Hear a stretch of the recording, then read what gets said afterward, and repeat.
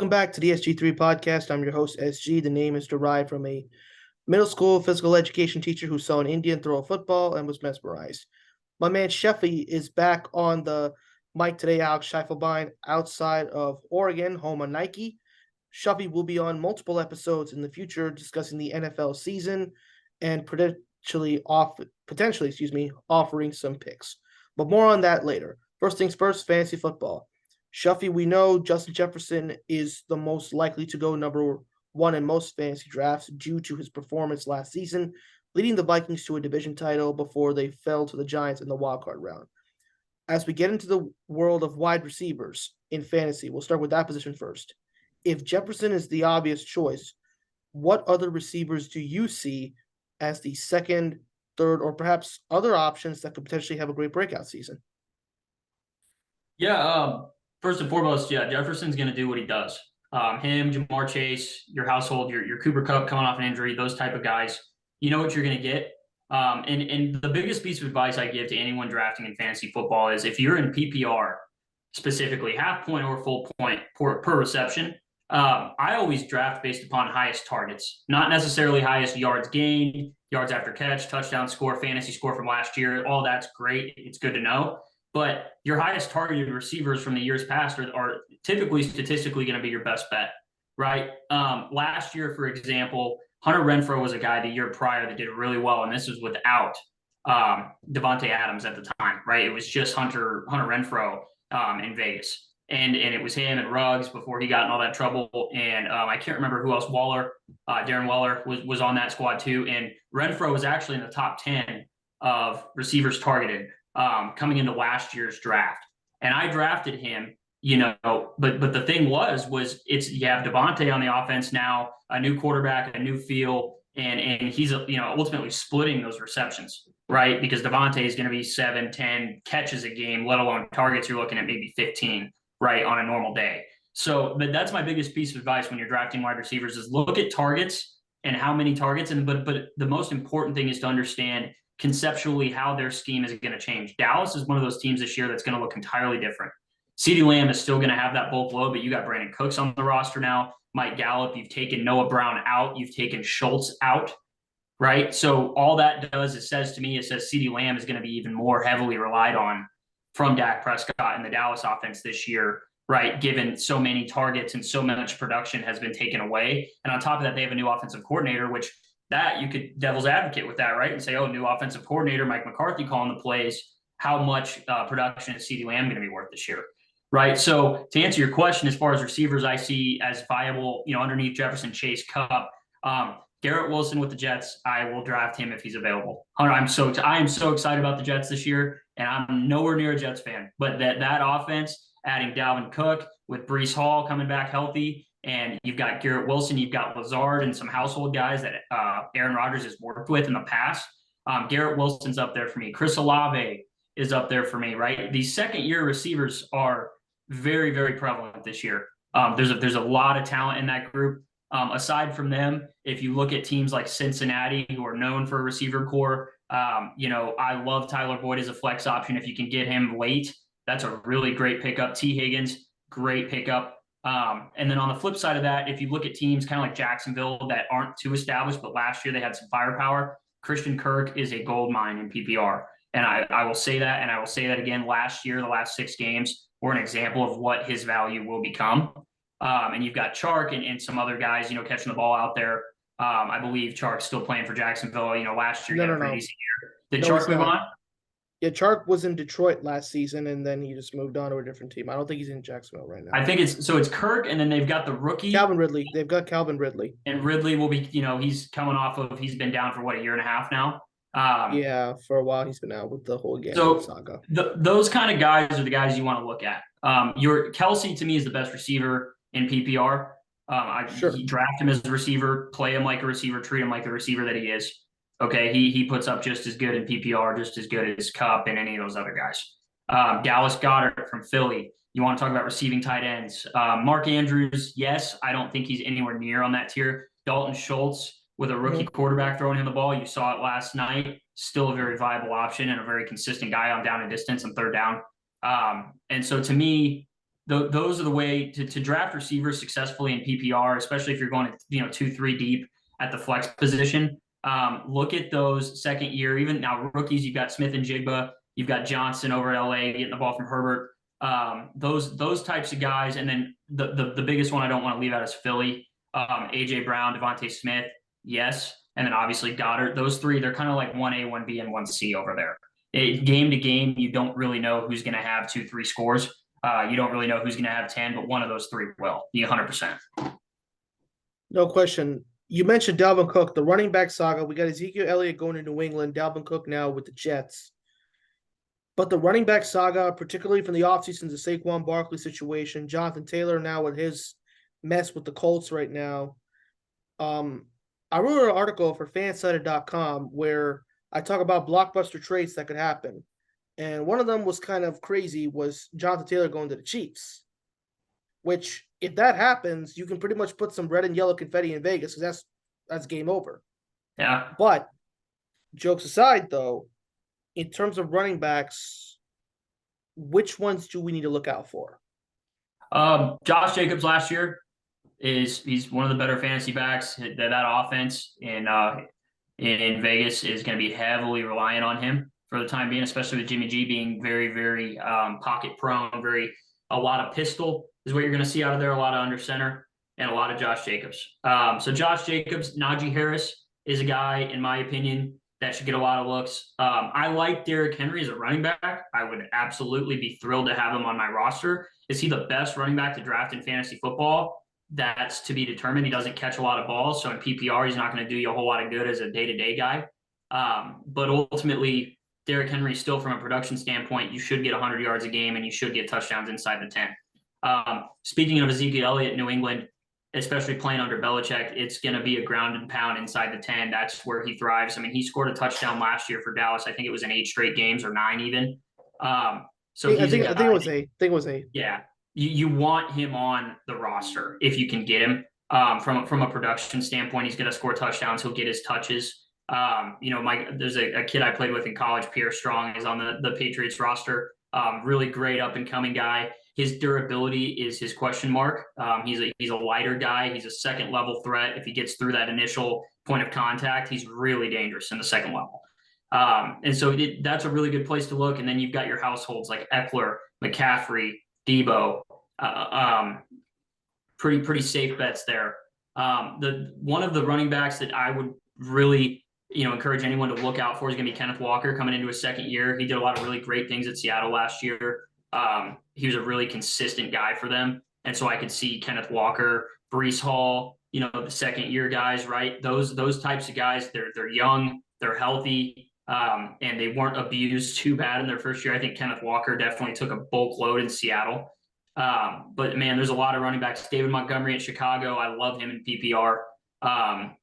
Healthy, that is. And just speaking of fantasy quarterbacks, I think Justin Fields might be in my top 4. Period. I was about to ask the quarterbacks. Some of the guys I'm watching, Joe Burrow, Jalen Hurts, Justin Fields, the DJ Moore acquisition.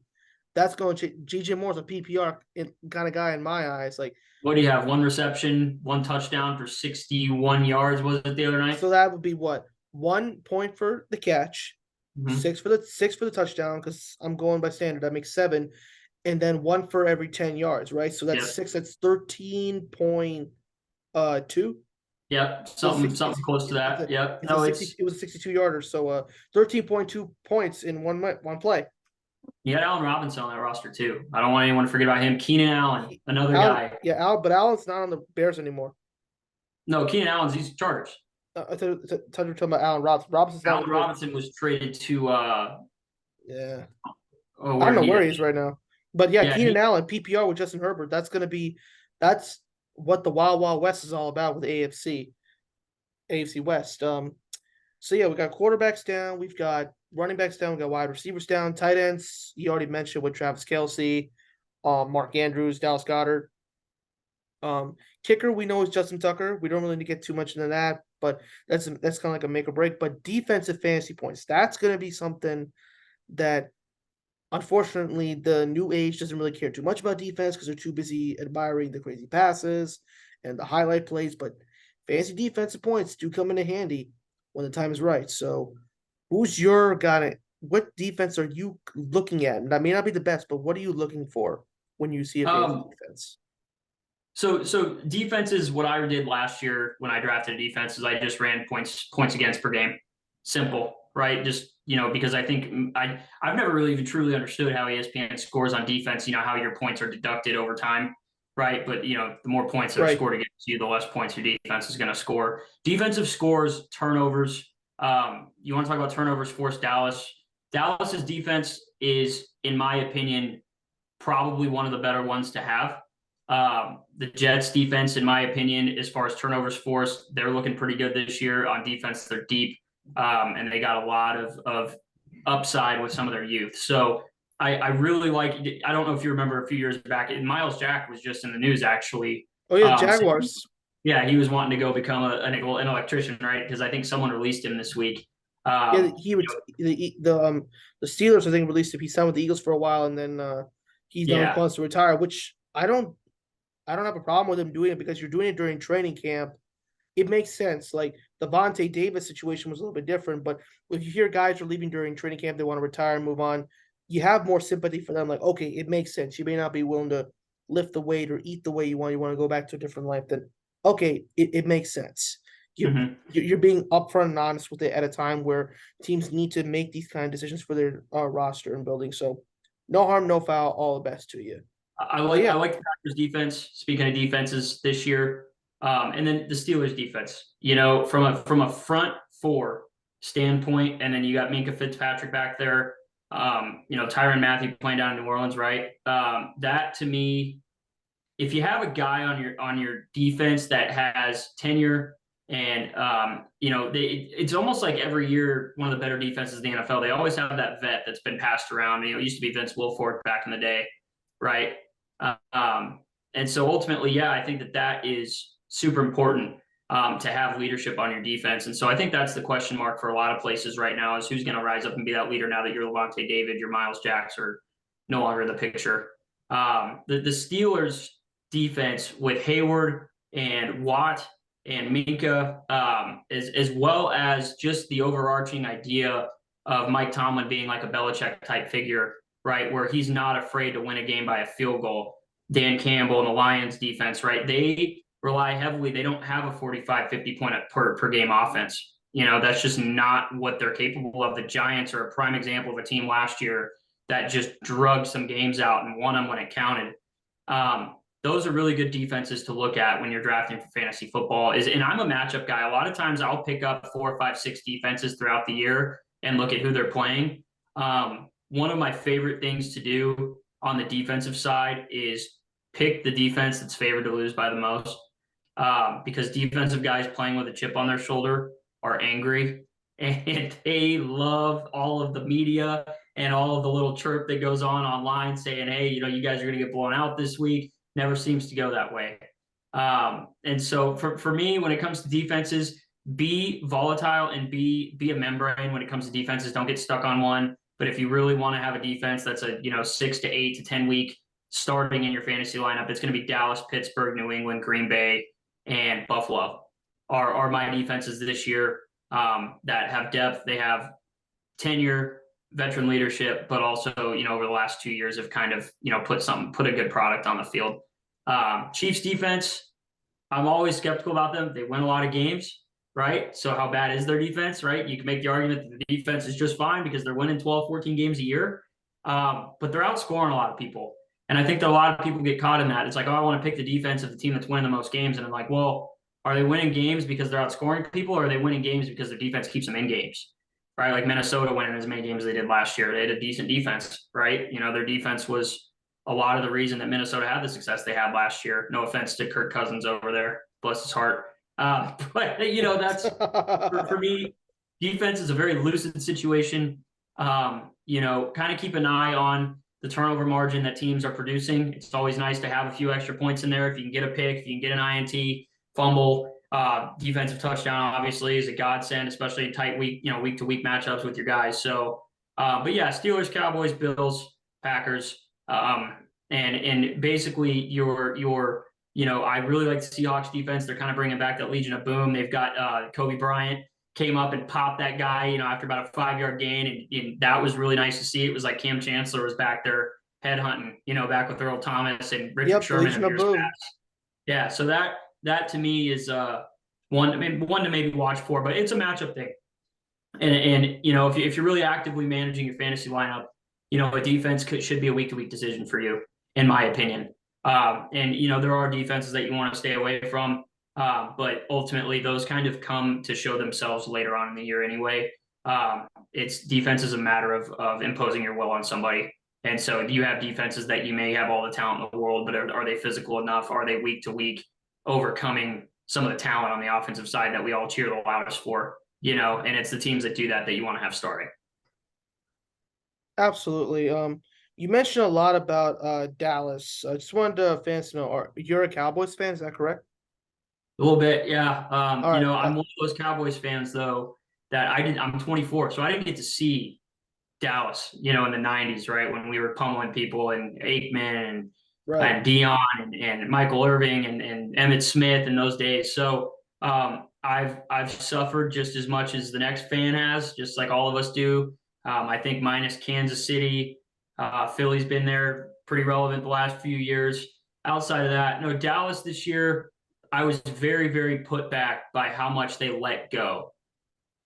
Kellen Moore, Dalton Schultz, Noah Brown, Cedric Wilson, to me was like a Pacheco type guy for Kansas City, right? He's one of those guys you want on your roster that is really, really good in the secondary, and he's really good about sitting down and kind of getting lost among all the other talent that he's running around with. So Dallas has a lot they need to show up.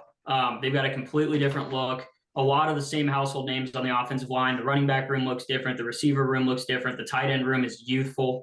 They've got 3 tight ends, Ferguson, Hendershot, and now Schoonamaker that they drafted that are going to be your kind of 3 mainstay guys. Ferguson's a good guy, by the way, to draft at tight end. He should be their tight end 1 from a pass reception perspective.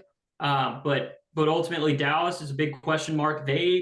That NFC East division, to me, the way I see it fanning out right now is Philly 1. The New York and Dallas are going to probably tackle for 2nd and 3rd, and Washington will bring up the rear again until Washington does some things differently. I think that's still going to hold true. But ultimately, New York and Dallas are not looking that different this year in regards to what I think. Like Dallas averaged, I don't remember, 35, 36 points a game last year. I don't see that happening again under McCarthy. I see Dan Quinn and our defense in Dallas winning us some tight games this year. And I have told everyone that I've talked to, I think it's 10 wins on the optimistic side. And I think that's a really realistic way to look at what Dallas has this season. And that's kind of where I'm at. Makes sense. I'm a Chicago guy, so I'm not going to be like too optimistic about the Bears per se.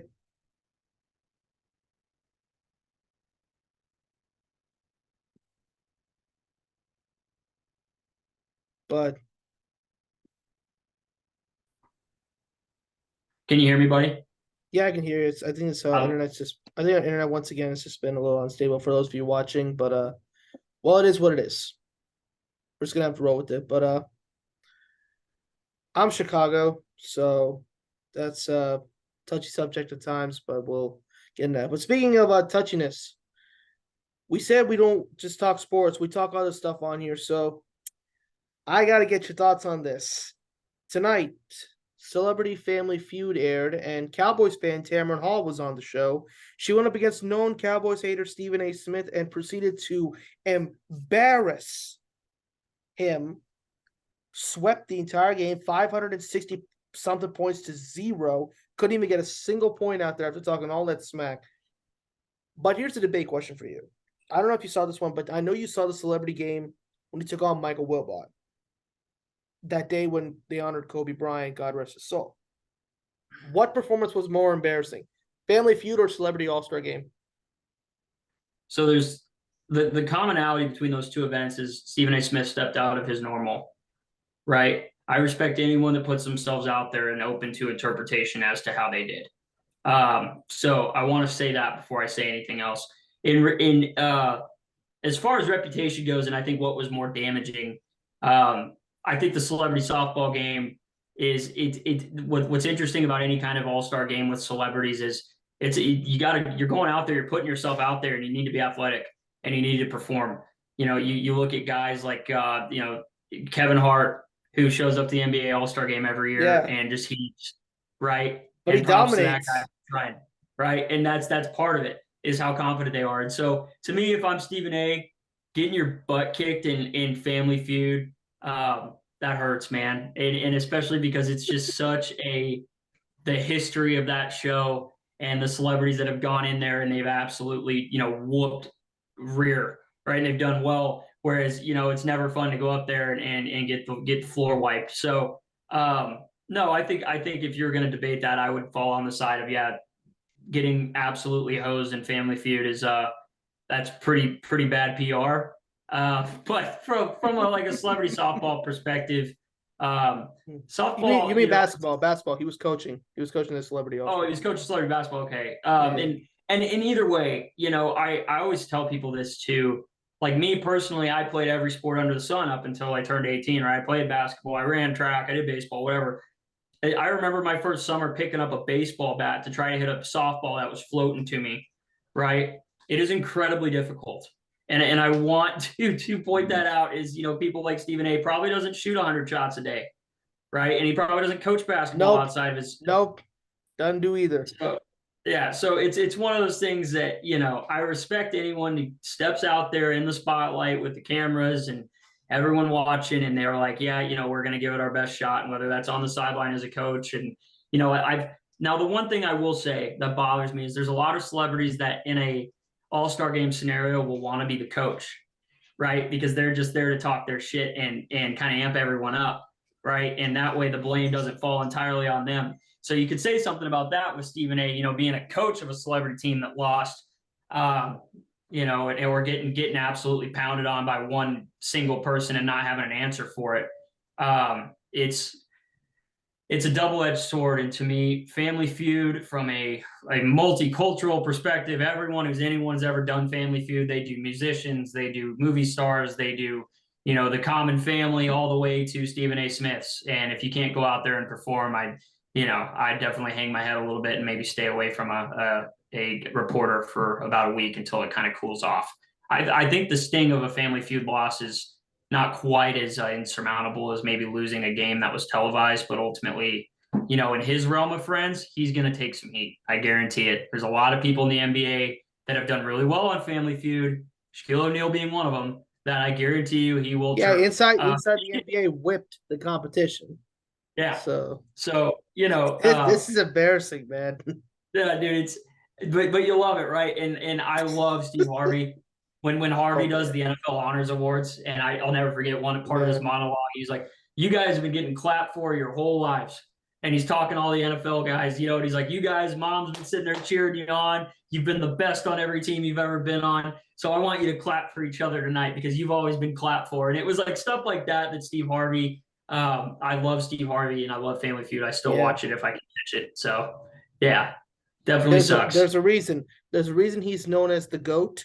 Some people refer to him as the bald GOAT because he's bald, and he just gives new meaning to going bald, man.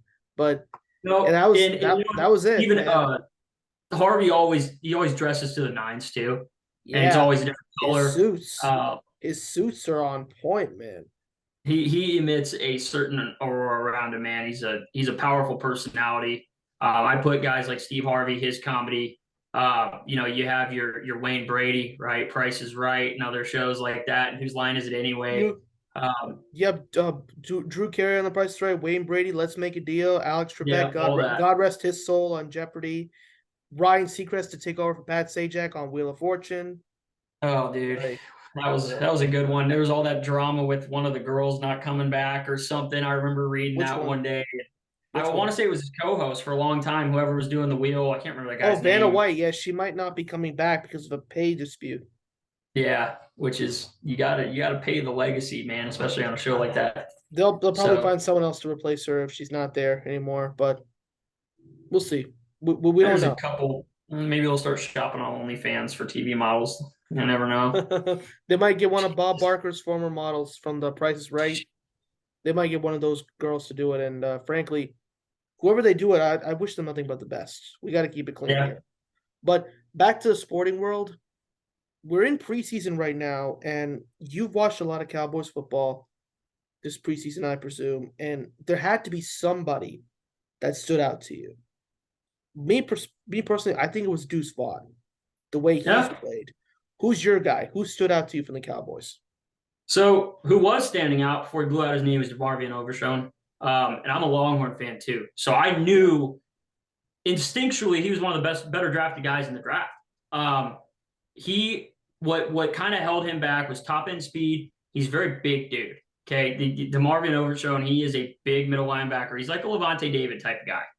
Okay. And instinctually, he came out first 2 weeks in the preseason. He was getting heavy snaps. He's flying all over the field. He's making plays at the line of scrimmage, and he's pounding guys.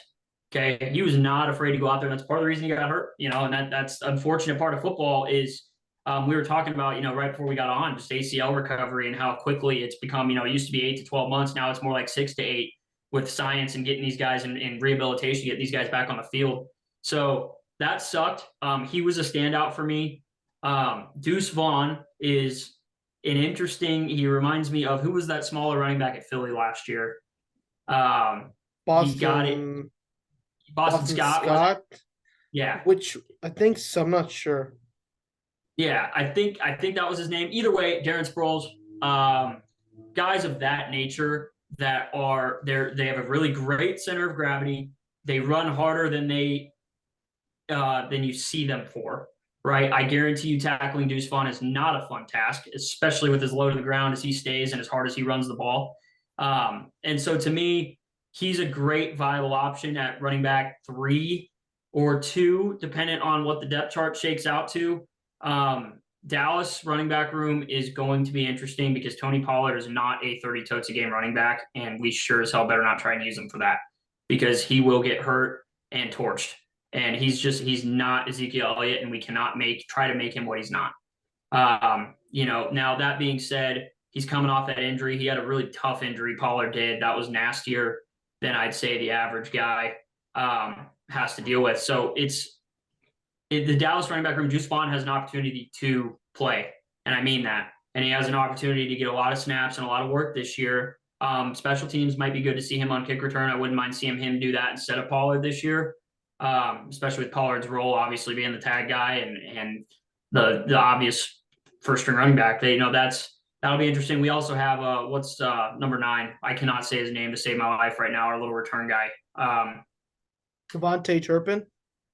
Turpin, thank you. I really like him on special teams. So Dallas, and Turpin's another interesting guy that you can throw him into the rotation on different concepts and different looks and different personnel groups on the offensive side of things. I don't think he is a down after down guy yet, but he could be. So there's a lot of question marks with Dallas. From a fantasy football perspective, if I'm drafting any Cowboys this year, I would draft Tony Pollard in PPR for the amount of catches he's going to make as a check down guy. Ferguson, again, at tight end, is a really good second option at tight end. I wouldn't say he's, top 10 tight end in the NFL. He may turn out to be now that Schultz is gone.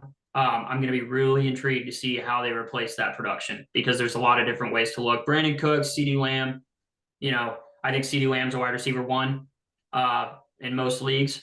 If you're in a league with like 6 or 7 people or 8 people on the lower end, CeeDee's really good, but he's not Jefferson. He's not Tyreek Hill, and you need to be wary of that, at least this year. I don't see him putting up those kind of numbers.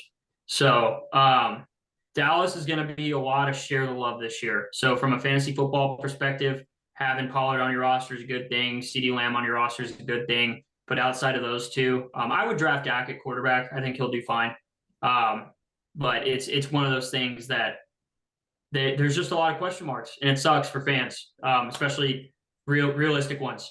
There's a lot of Dallas fans they're still optimistic. We've won 12 games the last 2 years, I think it is. So they're like, oh, we're going to be good again, and yeah, that might be true, and I hope to God it is. But I can tell you right now, you don't alleviate your offensive coordinator has been top 5 offense in the last 2 years in the NFL. Ezekiel Elliott gone. Dalton Schultz, who's a big part of 3rd and 5 production, gone. If I'm a Dallas fan, and I am one, I wouldn't expect the same team you saw last year, especially with McCarthy home plays. It's going to look different. I agree. So Overshown was your guy. For me, with Chicago, one of the guys that stood out to me was Terrell Lewis.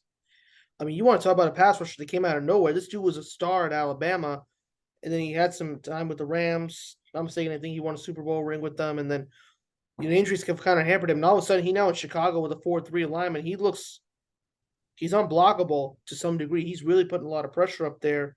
The question now will be whether or not what Justin Fields can do to ultimately upgrade himself in the upper echelon of quarterbacks that hopefully the Bears fans will want to see.